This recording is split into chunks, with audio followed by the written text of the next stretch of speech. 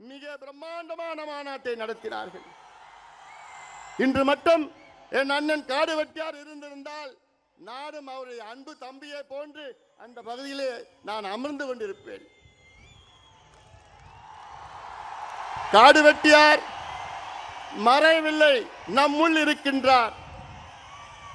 அவருடைய கனவு ஐயா காலத்தில் தமிழ்நாட்டை நாம் சொந்தம் ஆள வேண்டும், நாம் ஆள வேண்டும் என்ற அவருடைய கனவு அது.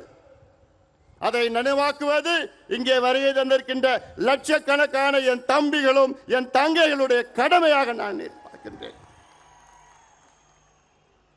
அன்பு சொந்தங்களே,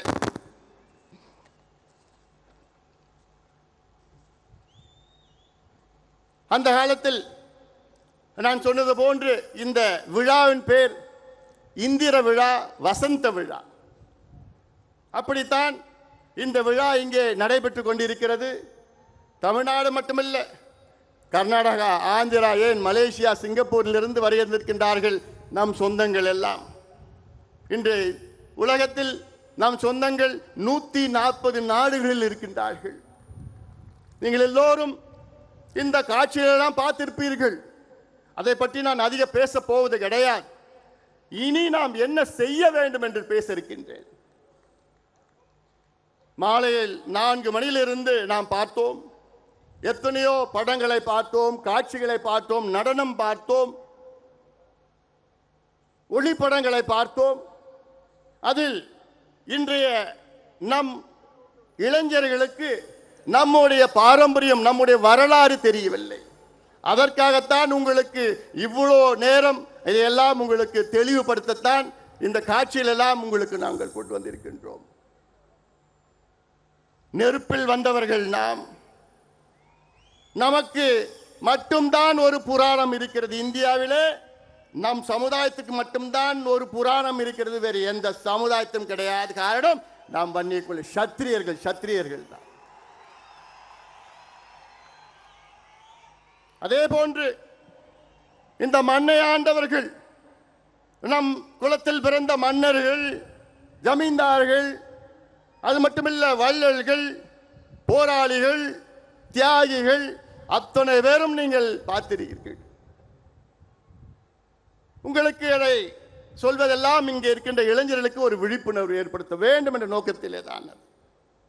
சுதந்திரத்திற்கு முன்பு நினைத்து பாருங்கள், எத்தனை பேருக்கு தெரியும் நாகப்ப படையாட்சி? தென்னாப்பிரிக்காவிலே காந்தி அவர்கள் தொடங்கிய சத்தியாகிரக போராட்டத்தில் உயிர் நீத்த முதல் தியாகி.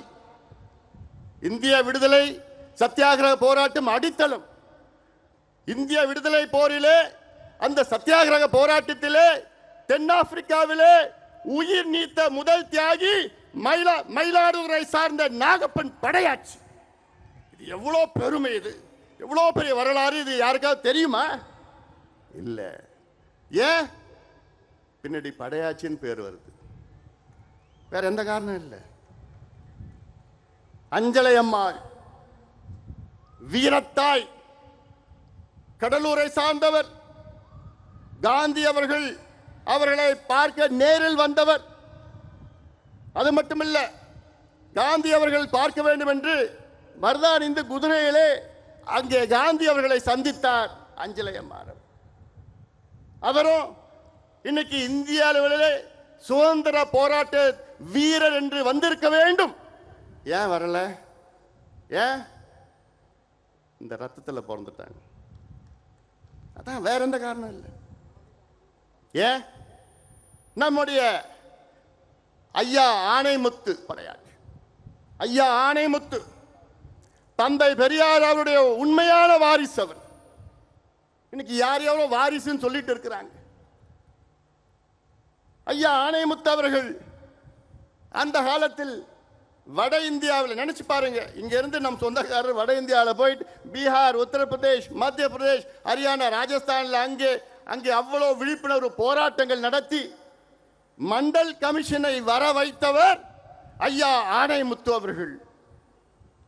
மண்டல் கமிஷன் அவர் வர வைக்கலன்னா இன்னைக்கு இந்தியாவில் ஓபிசி இடஒதுக்கீடு கிடையாதுயா.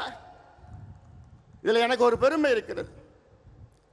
இந்தியாவிலே ஓபிசி இடஒதுக்கீடு இதை பெற்று தந்தது 2 சத்திரியர்கள்.